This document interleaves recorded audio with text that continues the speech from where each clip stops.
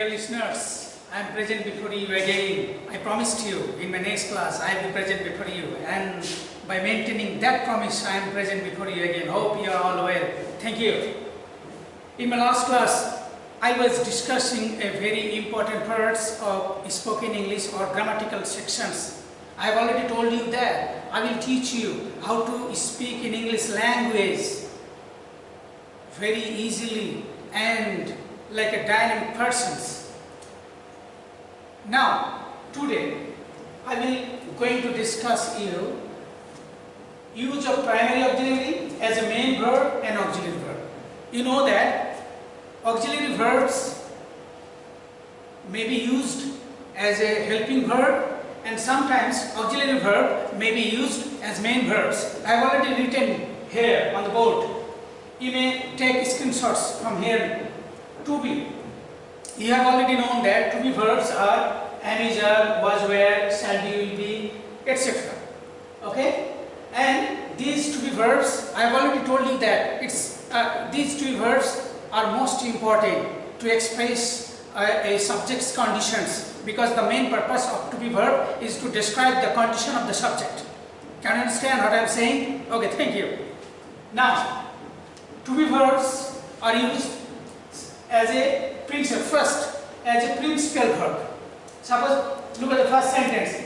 He is honest. Here is has been used as a main verb. I am unwell. Ami ashustho in Bengali. That means here am has been used as a main verb. Like that, was, were, they were present. তারা উপস্থিত ছিল, he was absent, সে অনুপস্থিত ছিল, all kinds of sentence, and where be verbs have been used as a main verbs. Now go to the second categories. As an auxiliary verb, listen carefully what I am saying to you. As an auxiliary means a verb may be auxiliary when it will help the main verbs to complete its meaning. Look at the first sentence. You are reading. Here reading is the main verb and are have been used here, has been used here as an auxiliary verb.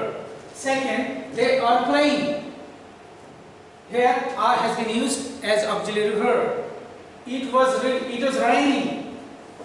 Here was is used as auxiliary verb. Like that, we were watching TV. So these kind of sentences, when these kind of characteristics we will watch, they will be auxiliary verbs. Now the third portions as an auxiliary verbs to form passive voice. When we will change a active sentence into passive, we will always use the formations of be verbs. Like here, look at the sentence. Rice is cooked. Bhat ranna kora hoy. You know that when the subject when any kind of subject does the words directly, it's called direct voice or active voice. And when the act is done upon the subject, it is in passive form. Now, in passive form, be verbs is mostly used. Here, rice is cooked. Bhat ranna kora hoy. The work was done. কাজটি সম্পূর্ণ করা হয়েছিল. He was loved. তাকে ভালোবাসা হয়েছিল. The zoo was opened. চিড়িয়াখানাটি খোলা ছিল. Okay, so in summary we can say that be verbs are used in three categories: as an principal verb, as an auxiliary verb, and as an auxiliary to form passive sentences. Now listen carefully. Be verbs, we will discuss be verbs in details. Look at the sentence here. I have already written here on the board for you. Be verbs are of three forms. According to time, tense are of three kinds. You know that. You know it very well. Present form, past form, and future forms. Present means that happens at present. Past form, that means that happened earlier. And future form, that will happen in the next time. So, according to tense, be verbs are categorized into three classes. First, present form. Second, past form. Third, future form. Present form, the which be verbs are belongs to are am, is, and are. Am, is, are. These three be verbs are in present form. Was and were in past form. Shall be and will be are in future form. Now, next portion you should remember. Am, is, are in Bengali both are three. These three verbs means hoy or ache. Was and were. These two verbs mean chilo or chile or chilam. And shall be and will be means hobe or hoba or hobo. Okay? So here you should always remember one thing, that present form, that means am, is, are, they always describe the present condition of the subject. Past form, that means was and were, they always describe the past condition of the subject. Future form, that means shall be and will be, they always describe the future condition of the subject. How will they describe? Suppose the girl is lazy.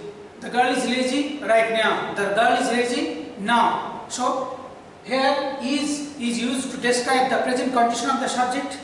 The cow is strong. Okay? So these kind of words describe the present condition of the subject. The next sentence, past form, the next portions. Past form always describes the past condition of the subject. Suppose balikati asustho chilo, the girl was ill. Here was and were describes the past condition of the subject. Suppose ami sukhi chilam, I was happy. Okay, so here was describes my past conditions. So was and were always describes the past condition of the subject. Does it make any sense to you? Okay, thank you everybody. Next portions, shall be and will be. Shall be and will be are most important to describe the future form of the, it describes the future condition of the subject.